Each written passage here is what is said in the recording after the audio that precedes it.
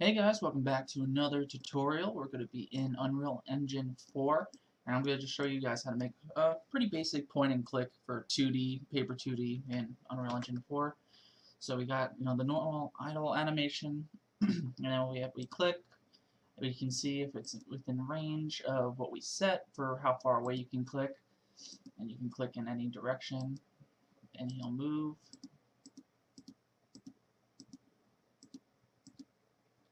And if you click out of the range, it's not going to move him.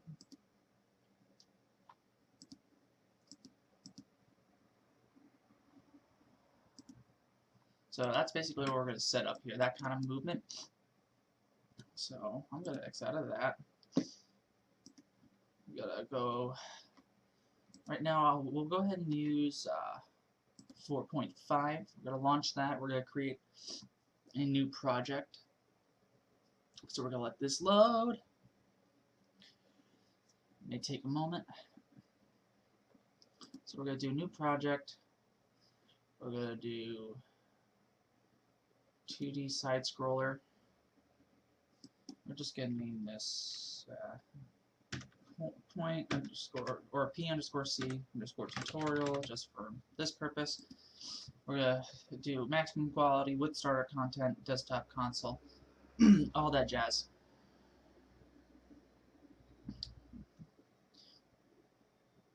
So we're going to let it load everything that we need.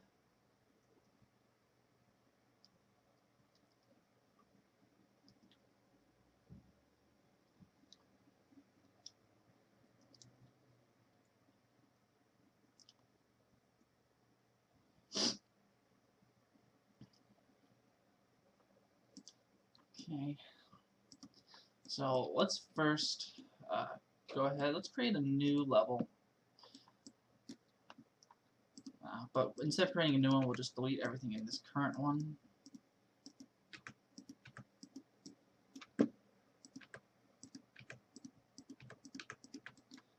Just remove every little thing here.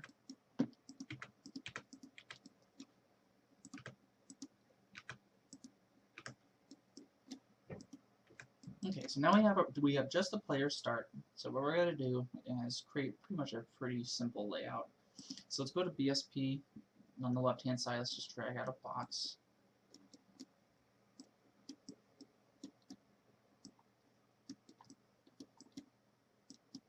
Let's also add a light. Let's make it a directional.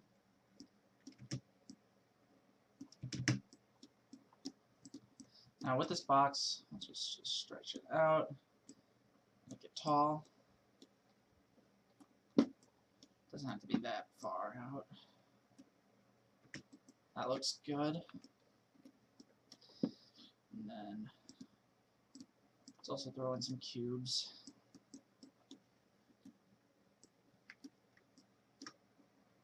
Just so we can see everything a little better.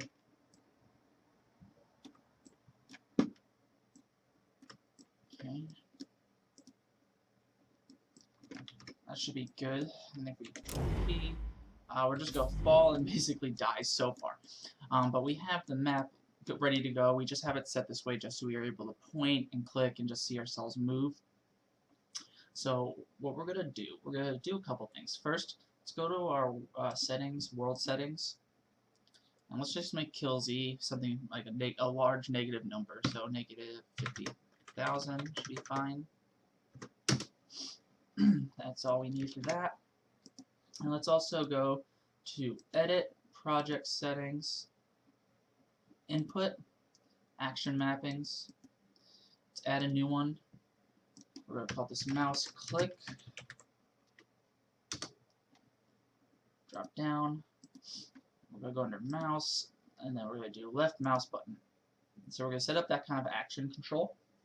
So we can X out of that. Now let's create a new folder within our game folder. Call this point underscore click. And then within that folder, let's create a new folder called blueprints. And we're going to create 3 different kinds of blueprints. First, we're going to create a game mode blueprint. So I'm going to call this P underscore C underscore game mode. create a new blueprint. We're going to have to do a player controller. P_C_player controller should be good. And last but not least, we're going to do blueprint, all classes. Let's do character. We're going to do paper character. Select that. P_C_character.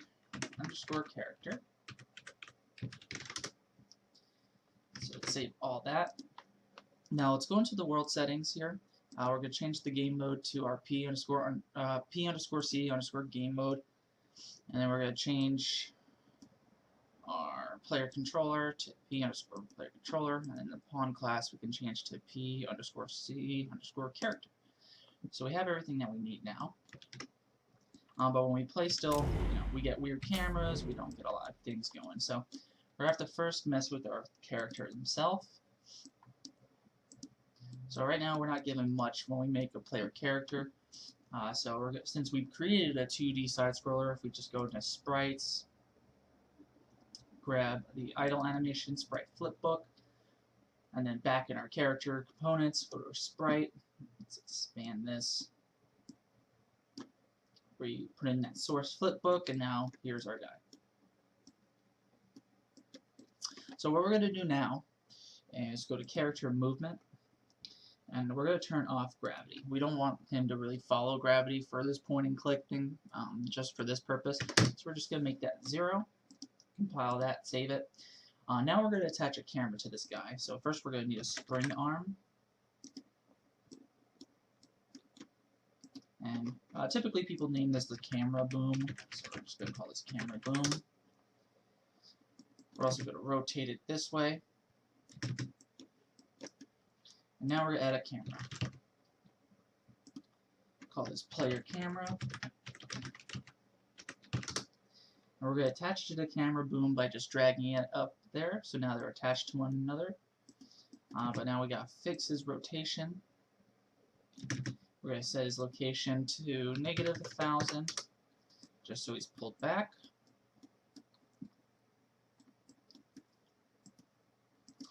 So now if we play, we have our character. So 1000 might be too much. Let's do -500. That looks good, but let's also change how we're going to play. Instead of selected viewport, let's go to new editor window. That way, it's kind of zoomed up a little bit better. And now we can make this a little bigger. Let's do -750. And since we have no gravity on, that really just means that he's not going to fall. So far so good. But what we want to do now, let's open up our player controller. Because with point and click games, you want to see your mouse on screen. So we have to go to the defaults. Right here it'll say show mouse cursor. Let's check that. We'll enable click events. And then we'll do mouse over events as well, but we're not going to really use it. And then default mouse cursor, we'll just leave it to the default. Oops, don't want to do that. So we got that going, so let's save that. Play again, and now we can see our mouse on screen. So that's exactly what we want. So far, so good. So what we're going to do now is we're going to start setting up the actual pointing, clicking aspect of this. So we got to go into the player character. We got to go into the graph. We're going to have to do a couple things. First thing is we're going to have to base everything off the mouse clicking event that we created, that action mapping. So let's right click, and we called it mouse click. So there's our mouse click. And what we're going to do, we're going to create a new function just to make sure everything is nice and clean in our basic, how should I say, our basic blueprint. We want to make sure everything is nice and clean in there. So what we're going to do, like I said, we're going to create a function. The first function that we're going to create is going to involve getting the mouse position and basically determining, where we're clicking, things like that. So let's go ahead and create a new function. I'm going to call this get mouse click position. So name that get mouse click position. We're going to need an output. The output is going to be a vector. and we're going to call this mouse location. So now we have a return node, but we're going to disconnect that. And like I said, the first thing we're going to do is get the mouse position. So we first need to grab the player controller. And then there's one that says get hit result. I believe, yeah, get hit result under cursor by channel. That's the one we want. And everything's going to be remaining default here, where the trace channels visibility, the trace complex is true. And what we're going to do here, here's the hit result. We're going to have to break that.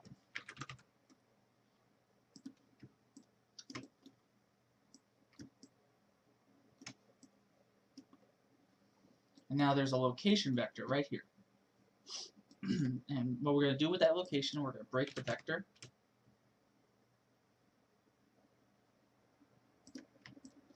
And since we're working in 2D, in the plane that we have set up right now, X and Z are our dimensions that we walk in. So X is left and right, Z is up and down, Y is, deeper in, deeper out. But we don't have to mess with Y at all. So now we just need to make a vector here.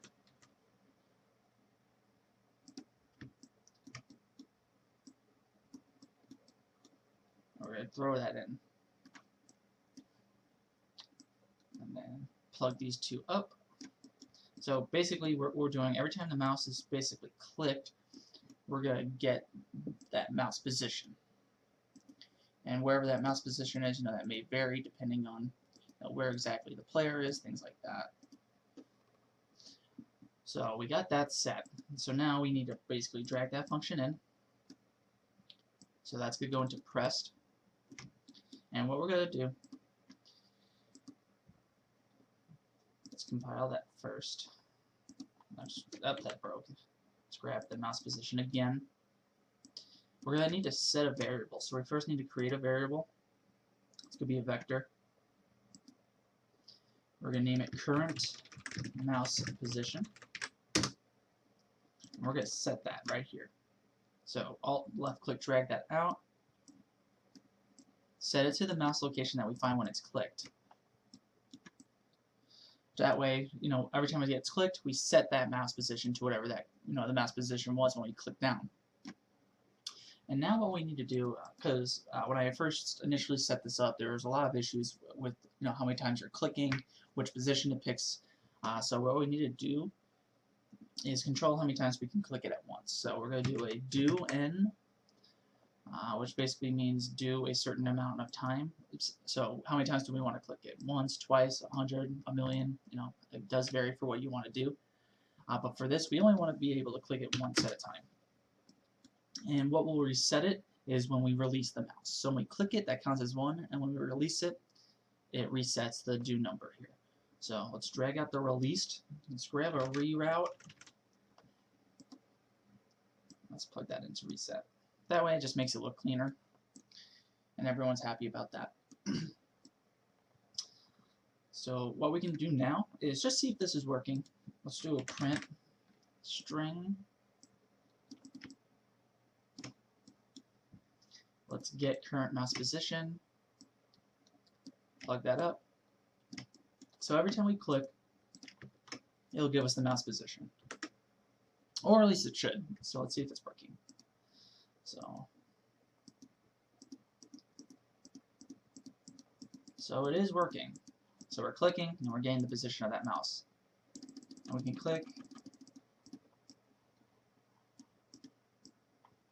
So it only gets the position as you're clicking it.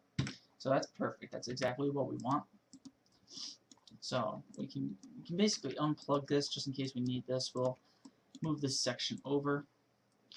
So what we're going to do next is we're going to determine the vector length, because for some point and clicks games, you may want to limit where you can click on screen.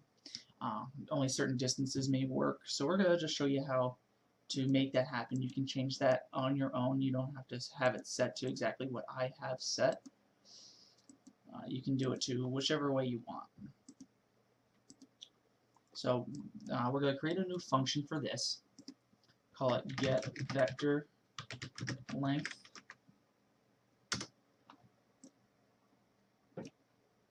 And then we're going to do an output node. It's going to be a Boolean.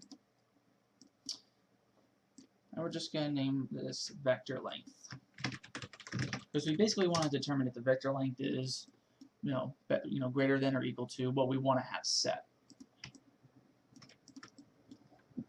So let's go ahead and click on, let's get a local variable. It's going to be a float. We're going to call this max click distance. We're going to unhook this.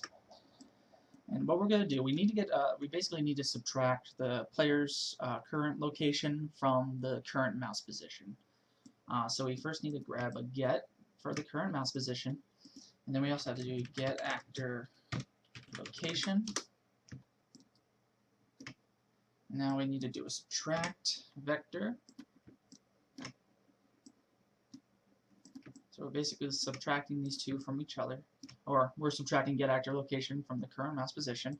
Now from here we're going to get the vector length. And it returns a float. And what we want to do is compare. We want to compare that number with our max click distance. So once we compile, we'll be able to set the max click distance here. Or are we? Let's see if this fixes it.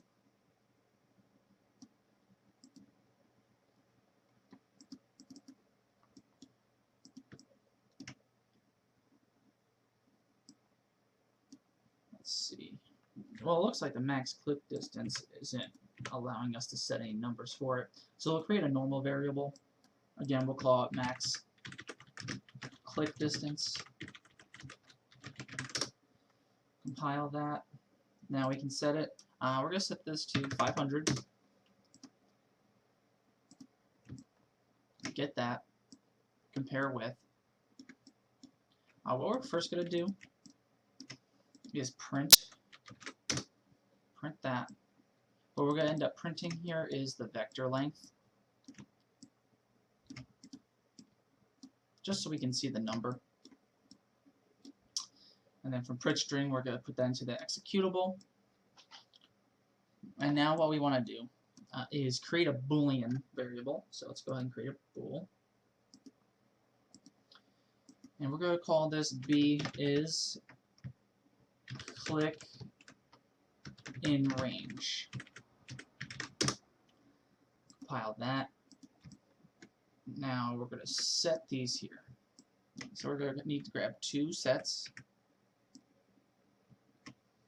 So right now, if the vector length is greater than the max click distance, we want to set this to false. And then if it's equal to or less than, that's when we want to set it to true. So let's create a reroute, because reroutes are always fun.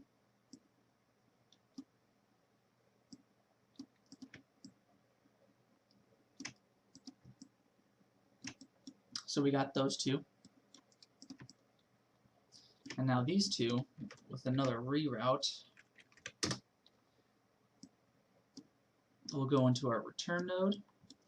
And then we're going to get the b click is in range, and we're going to set that into the vector length Boolean. So let's compile. And then in our main character blueprint, that's where we're going to add this function into it. So get vector length.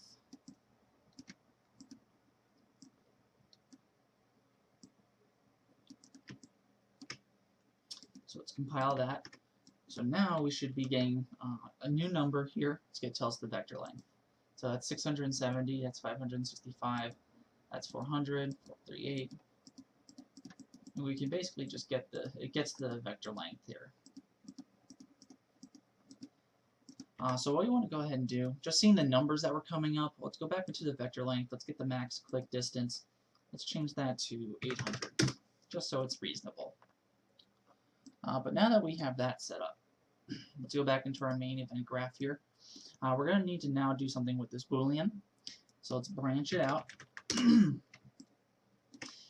if the vector length is within that range of the max click distance, if it's equal to or less than that, that's when we want to go ahead and potentially start animating the character and things like that.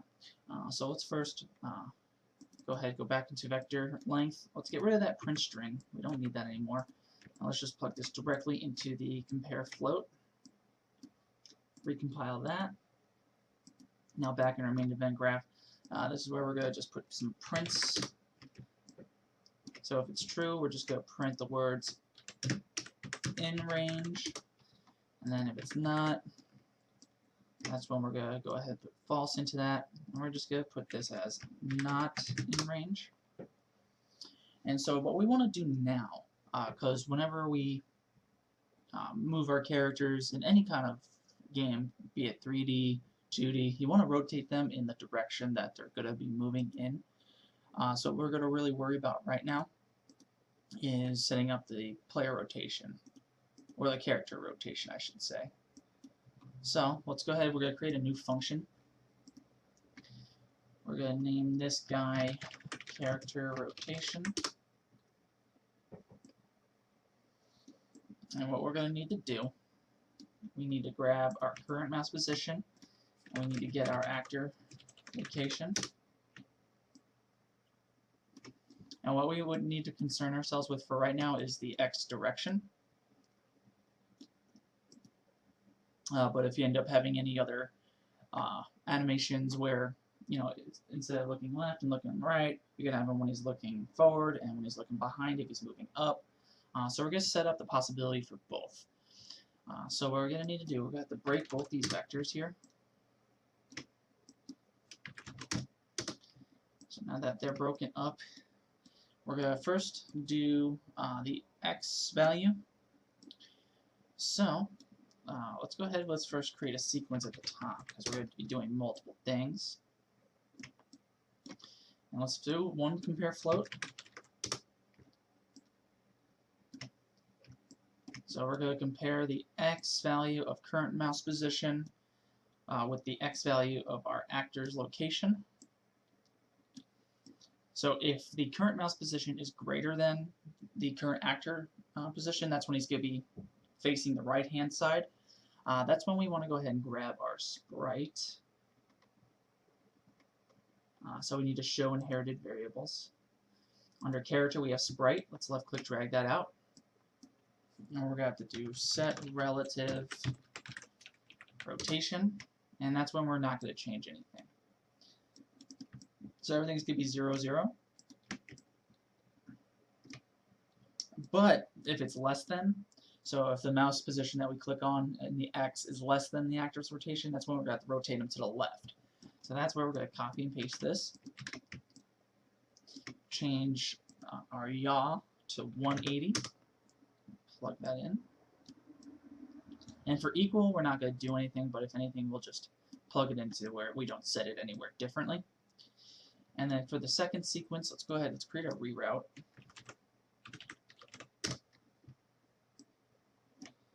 And then from here, we're going to do another compare float. And this is going to be for the up and down, the Z in this instance. So we're going to compare the Z of the current mouse position with the Z of the current actor location. And what we're going to do, for right now, we're not going to put any kind of rotations of the character. All we're going to do is print some strings out. So let's print string.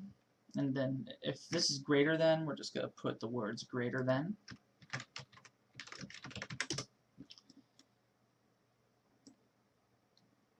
And then for less than, we're going to do a print string again.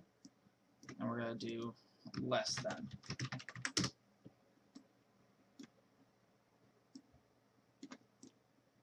And for this one, we don't need an output vector, or I'm sorry, not an output node or anything like that. We just need to compare these and set the sprite's rotation in that one.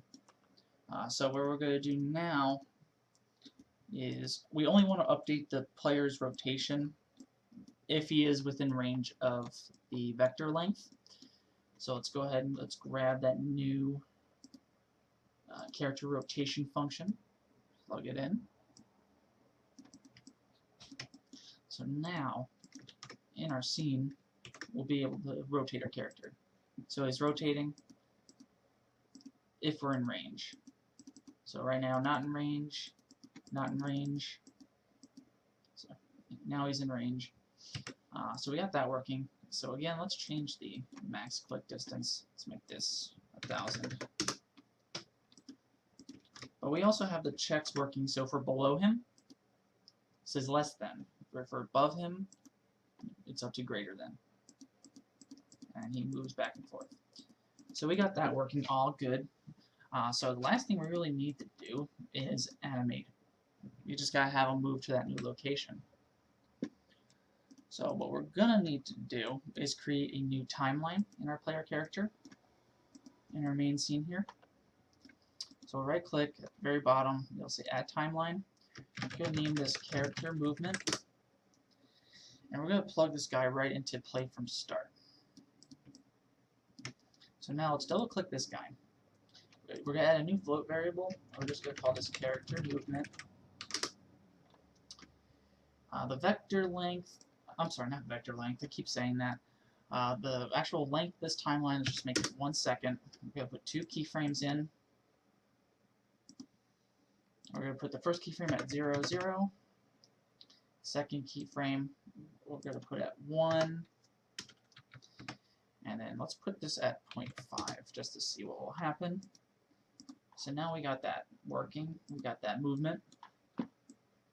So what we need to do now is, just because it's fun, let's go ahead and create a new function here. We're going to call this function play character animation. And this needs a new input. It's going to be a float. And we're going to call this one timeline alpha. Save everything. And what we need to do, we're basically going to set the actor location of our character. So let's do set actor location. Plug that in. And what we need to do here, we need a lerp in between vectors. So we'll type in lerp, which means linear interpolate. We're going to lerp between basically our location. So let's get actor location.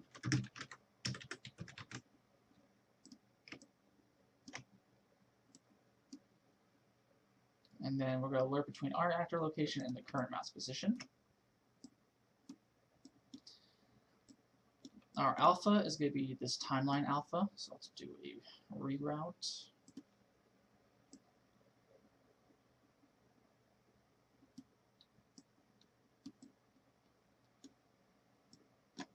And then return value is going to go into the new location.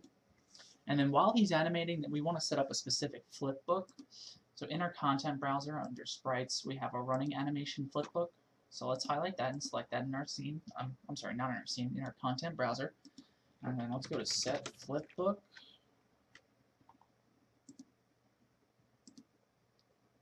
Plug that in.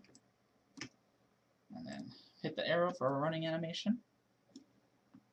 And the target's going to be ourself, but just to play it safe, we'll grab our sprite.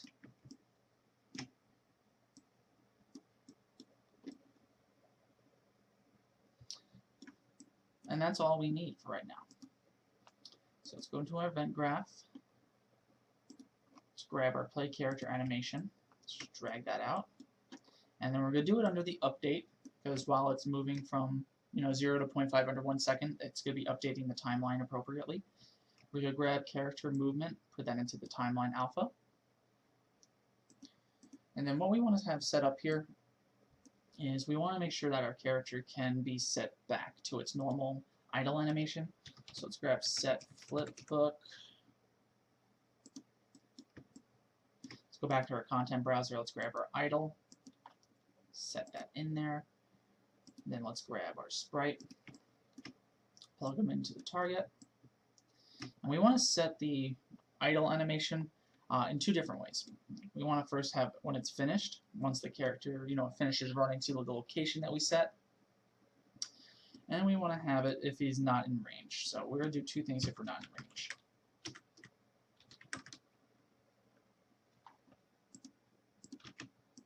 First, if we're moving already and we're clicking somewhere that's not in range, we want to stop what we're doing.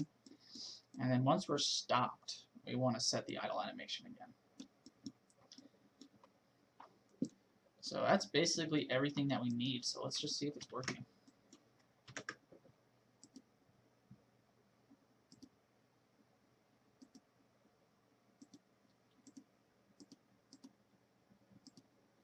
So we got that working, but it looks a little fast. So let's set 0.5 to 1. Let's see if that slows it down at all. No, not really. Let's make the vector, not vector length, but let's make the length of the timeline 2 seconds, and then make the time for the last one 2 seconds as well. Save that. Let's just see if that slows them down. It's not really slowing them down too much, so this is what we're going to do. We're going to go ahead back into our character, back into our normal event graph. Let's do event tick, and we're going to basically grab delta time. So let's promote that to a variable. It's going to be a float. Let's just name it delta time. So now what we're going to do, let's go back into our play character animation. Let's multiply this by float. We're going to multiply this by delta time. And then we're going to put that back into our reroute, and now that's our alpha. So let's see if that slows us down at all.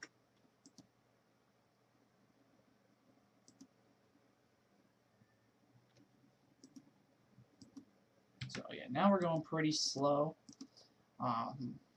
So let's go back into here. Let's make this 1 second again. And we'll make this 1 second as well. Let's see.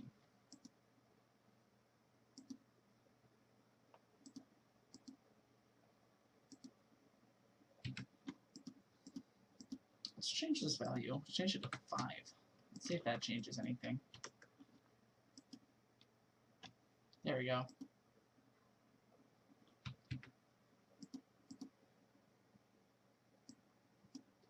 Let's make this 1.5 seconds. Change that and update it. Let's see. There we go.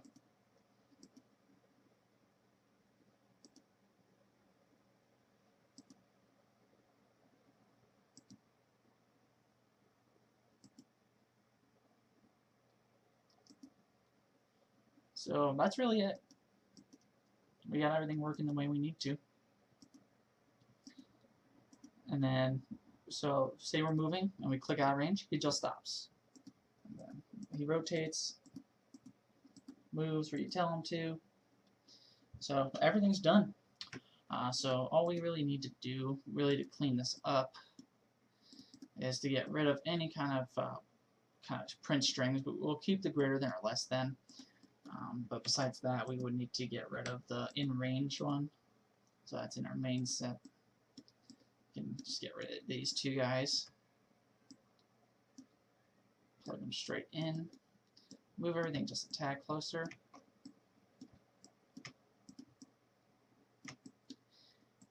And we're done. So that's pretty much it. So definitely let me know if you have any concerns in the comments. Let me know what your thoughts are. If you have any other better ways of doing this. Because right now I am working on a personal project. It's going to be a point-and-click game. So right now I'm working on creating the movement mechanics. I'm working on the inventory system. As I'm working on all this, if I find it that I can make a tutorial on it, I will. So keep an eye out on some more of these. I'm going to do everything I can here to help you guys out, inform you, and educate you guys. Definitely subscribe if you haven't already.